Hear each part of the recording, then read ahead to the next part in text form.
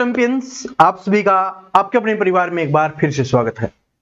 दोस्तों, आज का वीडियो बहुत इंपॉर्टेंट होने वाला है उन स्टूडेंट के लिए जो दिल्ली पुलिस की नई भर्ती का इंतजार कर रहे हैं। देखिए, दिल्ली पुलिस की नई भर्ती 2025 में आने वाली है। ये जानकारी आप सभी को मिल गई होगी, लेकिन उस भर्ती के लिए क्या क्या आवश्यकताएं होती हैं, क्या क्या जरूरी है, जो आपको सब कुछ पता होना चाहिए। क्योंकि जिस एग्जाम की आप तैयारी करने जा रहे हो उसके बारे में कितनी एज मांगी जाती है, क्या उसकी सैलरी होती है, क्या एग्जाम पैटर्न सिलेबस उसका रहता है, फिजिकल मेडिकल क्या क्या होता है, संपूर्ण जानकारी आपके पास होना जरूरी है। कुछ ऐसे डॉक्यूमेंट्स हैं जो आपको बाकी एग्जाम्स में नहीं मांगे जाते लेकिन दिल्ली पुलिस में मांगे जाते हैं, वो भी आपको तैयार करने बहुत जरूरी है। तो वीडियो को ध्यान से देखना, पूरा देखना। इसके बाद आपको कोई भी दिल्ली पुलिस के लिए दूसरा वीडियो देखने की आवश्यकता नहीं पड़ने वाली। इसी वीडियो में मैं सारी की सारी जानकारी आपको देने वाला हूं। देखिए, दिल्ली पुलिस कांस्टेबल खाकी वर्दी पहनने का जिनका सपना होता है उनके लिए एक बहुत अच्छी जॉब है, और सबसे अच्छी बात है एक स्टेबल जॉब है। सिर्फ आपको दिल्ली में ही जॉब करनी होती है, इससे बाहर आपको कहीं पर भी जाना नहीं होता। चाहे लड़का हो या लड़की हो, दोनों के लिए बेहतरीन जॉब है। इसके लिए मेल और फीमेल दोनों इसके लिए अप्लाई कर सकते हैं, और जिनको खाकी वर्दी पहनने का जिनका सपना है उसको वो साकार कर सकते हैं। चलिए, इसके बारे में कुछ बातें जान लेते हैं जो आपके लिए जरूरी है। देखिए, इसमें सबसे पहला स्टेप होगा वो है आपका ऑनलाइन फॉर्म। आपसे फॉर्म भरवाया जाएगा जब भी वैकेंसी आएगी। एसएससी का जो एसएससी अभी अपना लेटेस्ट कैलेंडर है कुछ ही समय में जारी करने वाली है, उसमें आपको बता दिया जाएगा कि आपकी दिल्ली पुलिस कांस्टेबल की वैकेंसी है वो किस तारीख को आ रही है, कब उसके ऑनलाइन फॉर्म भरे जाएंगे, और उसी में आपको इसकी एग्जाम डेट भी बताई जाएगी। ठीक है, ऑनलाइन फॉर्म की डेट भी आपको पता चल जाएगी और एग्जाम की डेट भी आपको पता चल जाएगी। तो पहला स्टेप होगा आपको ऑनलाइन फॉर्म भरना है, क्योंकि अगर ऑनलाइन फॉर्म नहीं भरोगे फिर तैयारी भी कर लो, पेपर नहीं दे पाओगे। तो ऑनलाइन फॉर्म सबसे पहला स्टेप होता है। ठीक है, उसके बाद जो मेन स्टेप होते हैं वो है आपका सबसे पहले आपका एग्जाम होगा, सीबीटी आपका होने वाला है। कंप्यूटर बेस्ड टेस्ट आपका होने वाला है, यानी कंप्यूटर पे आपको टेस्ट देना होगा, जिसको आप ऑनलाइन मोड भी बोल सकते हो। जिसको आप ऑनलाइन मोड बोलते हो ना कि भाई ऑनलाइन पेपर होने वाला है, वो वाला पेपर आपका होने वाला है ऑनलाइन। ऑफलाइन पेपर इसमें नहीं होता। ठीक, जब आप पेपर पास कर लोगे तो एक लिस्ट निकाली जाएगी। उसके बाद आपका फिजिकल टेस्ट होगा, जिसमें आपका पीईटी और पीएमटी होने वाला है, यानी फिजिकल इंडोरेंस टेस्ट और फिजिकल मेजरमेंट टेस्ट होने वाला है। उसके बारे में हम आगे बात करेंगे कि उसमें क्या क्या आपको चेक किया जाएगा। इसके बाद आपका मेडिकल होगा, और उसके बाद आपका डॉक्यूमेंट्स वेरिफिकेशन होगा। फिर फाइनल लिस्ट निकाली जाएगी, और जिसका सिलेक्शन हो जाएगा वो दिल्ली पुलिस में जॉब लग जाएगी। ये आपके स्टेप होने वाले हैं। ठीक है, ये आपका एग्जाम पैटर्न रहने वाला है। इस तरीके से आपको इसको फॉलो करना है। ये आपका सिलेक्शन प्रोसेस रहने वाला है कि इस तरीके से लास्ट में क्या होगा, लास्ट में जो इन सभी स्टेज को पास कर लेगा उसका क्या हो जाएगा भाई, सिलेक्शन हो जाएगा, दिल्ली पुलिस में उसकी जॉब लग जाएगी। चलिए, अब बात करते हैं, सबसे बड़ा मुद्दा है वो है एज, कि इसमें एज लिमिट क्या मांगी जाती है। सब कुछ समझा दूंगा आपको, ध्यान से सुनना।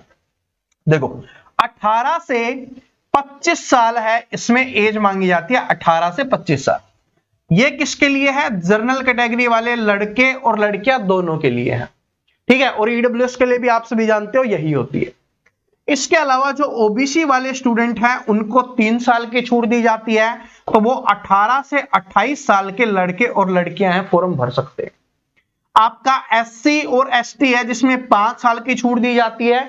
इसका मतलब 18 से 30 साल का कोई भी एससी एसटी का कैंडिडेट फॉर्म इसके लिए अप्लाई कर सकता है, और जिनको एक्स्ट्रा छूट दी जाती है जैसे एक्स सर्विसमैन वगैरह हो गए, उनको एक्स्ट्रा छूट दी ही जाएगी।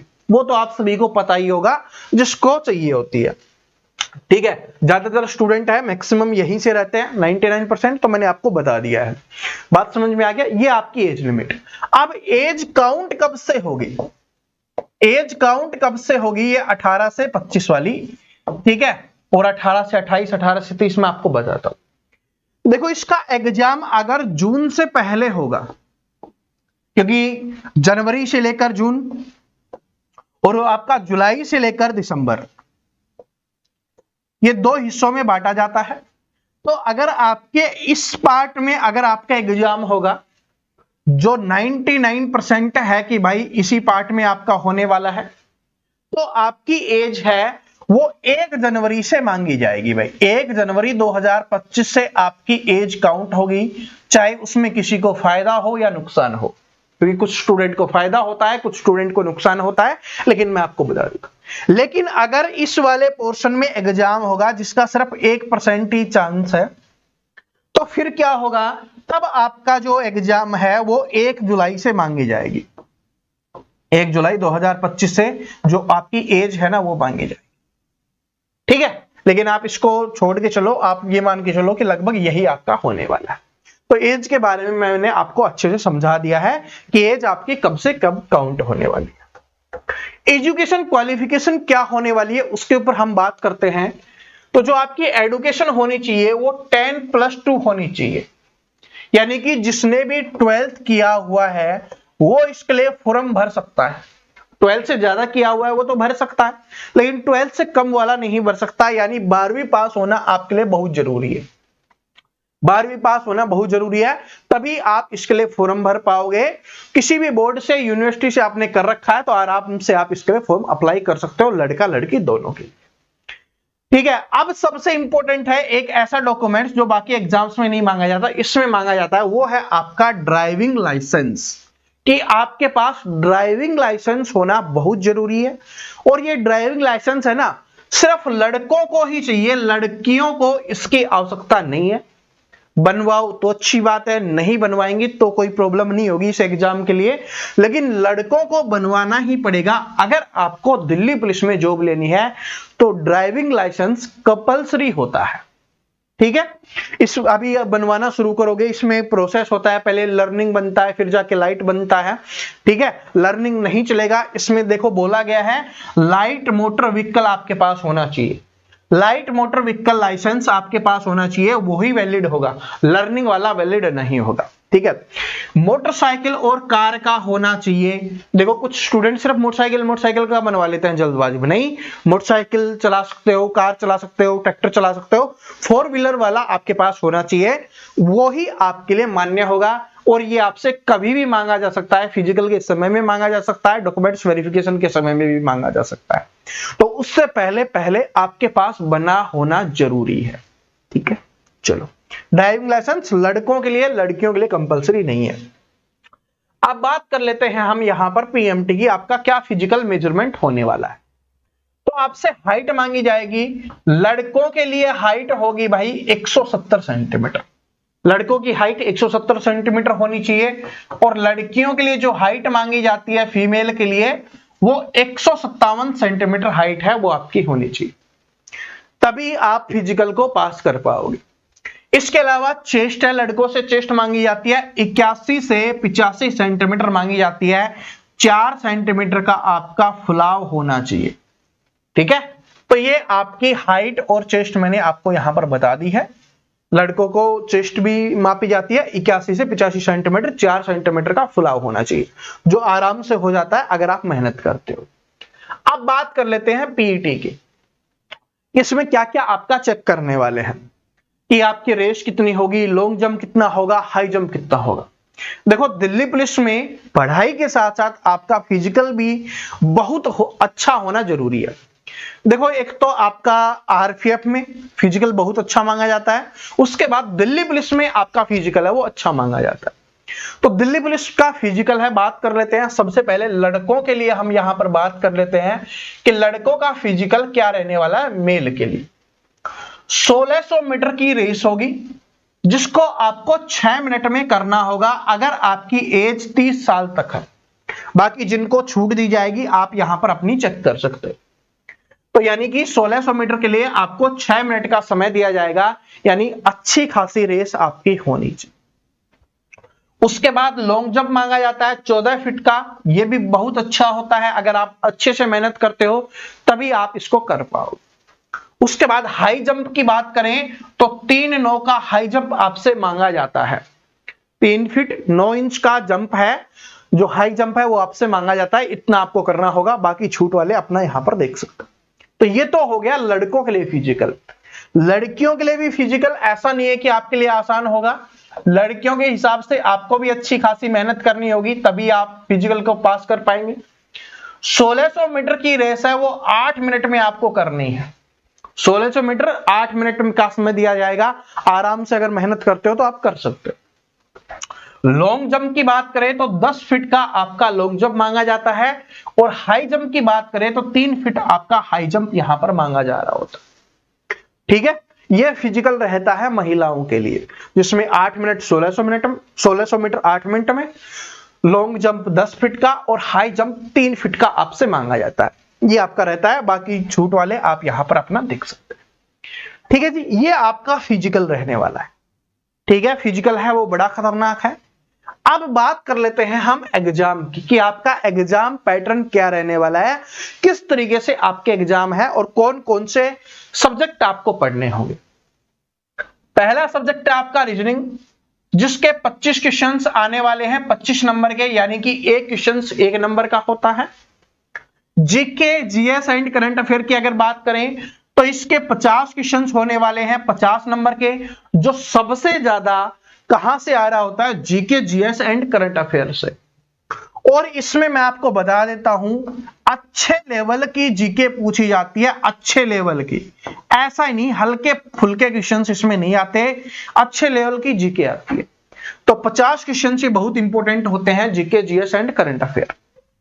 इसके बाद मैथ की बात करें तो यहां से 15 क्वेश्चंस 15 नंबर के आपके आ रहे होते हैं, सिर्फ 15 ही क्वेश्चंस मैथ के आते हैं। और कंप्यूटर नॉलेज भी आपसे पूछी जाती है, जिसके 10 क्वेश्चंस 10 नंबर के आ रहे होते हैं। टोटल बात करें तो 100 क्वेश्चंस आपके एग्जाम में आएंगे, जो आपके 100 नंबर के होने वाले हैं। और इसके लिए आपको 1.5 घंटे का समय दिया जाएगा, यानी कि इनको सोल्व करने के लिए आपको 90 मिनट का समय दिया जाएगा। क्वेश्चंस की संख्या होगी 100, इनको सोल्व करने के लिए समय दिया जाएगा 90 मिनट का, और साथ में नेगेटिव मार्किंग भी होने वाली है। इस बात को भी ध्यान रख लेना, नेगेटिव मार्किंग भी होती है 0.25 की, ये भी अपने को याद रख लेना है। 0.25% की आपकी क्या होती है, नेगेटिव मार्किंग भी आपकी यहां पर हो रही होती है, तो ये भी अपने को ध्यान रखना है। और इसकी मैं कट ऑफ भी आपको बता देता हूं लगभग, कि भाई जिस स्टूडेंट ने 80 प्लस स्कोर कर लिया, चाहे वो किसी भी कैटेगरी से बिलोंग करता हो, उसको कोई भी प्रॉब्लम नहीं होगी। ठीक है, कोई भी प्रॉब्लम नहीं होने वाली है। और एक बात और बता देता हूं, बहुत सारे स्टूडेंट सोचते हैं कि सर जी हम किस कैटेगरी में आएंगे। देखो, ये सेंटर की वैकेंसी है, ये मत सोच के चलो कि ये दिल्ली की वैकेंसी है, दिल्ली की वैकेंसी नहीं है, ये सेंटर की वैकेंसी है। इसमें आप अपने स्टेट में जिस कैटेगरी में आते हो, कि अगर आप अपने स्टेट में जनरल कैटेगरी में आते हो तो इसमें जनरल से ही आपको फॉर्म अप्लाई करना है।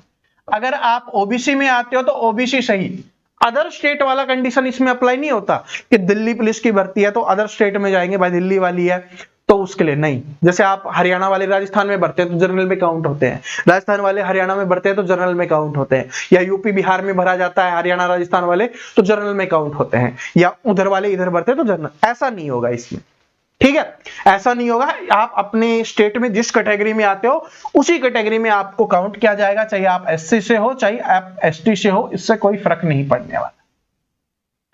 ठीक है जी, तो कट ऑफ भी मैंने आपको बता दिया कि भाई इतना टारगेट, ये कट ऑफ नहीं है, ये आपका टारगेट है, इतना होना चाहिए।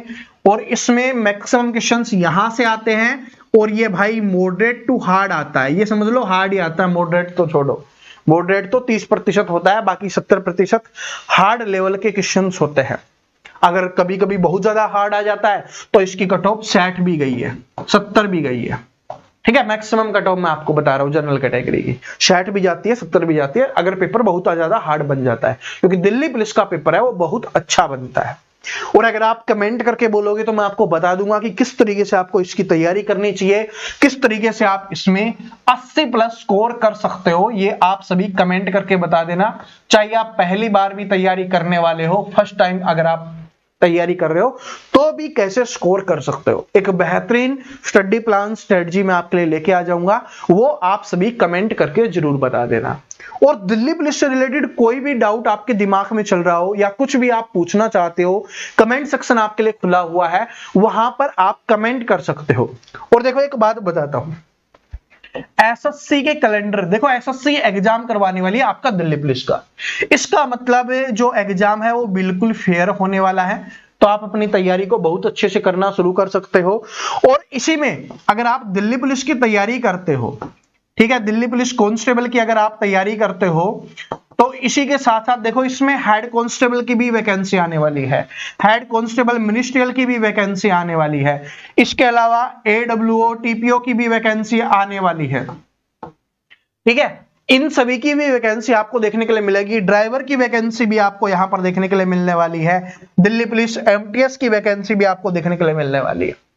बाकी ऑलमोस्ट जितना भी ये मैंने आपको बताया है ये सब कुछ सेम रहेगा, कुछ कुछ में थोड़ा थोड़ा बदलाव है, उसके ऊपर मैं आपको आगे वीडियो बना के बता दूंगा। जिस तरीके से दिल्ली कांस्टेबल के बारे में पूरी डिटेल बताई है, उस तरीके से मैं हेड कांस्टेबल मिनिस्ट्रियल के ऊपर भी एक वीडियो लेके आऊंगा, जो आपका एडब्ल्यूओ टीपीओ है उसके ऊपर भी वीडियो लेके आऊंगा, ड्राइवर एमटीएस सभी के ऊपर वीडियो आपको मिल जाएगा डिटेल से, ताकि सारी जानकारी आपको मिल सके। तो इसलिए आप चैनल को सब्सक्राइब जरूर कर लेना, जिसने अभी तक नहीं कर रखा है नीचे देखिए, अगर कर रखा है तो ठीक है, तो साथ में बेल आइकन को जरूर प्रेस कर लेना। अगर कर भी रखा है तो बेल आइकन जरूर देख लेना, तभी आपके पास नोटिफिकेशन आएगा।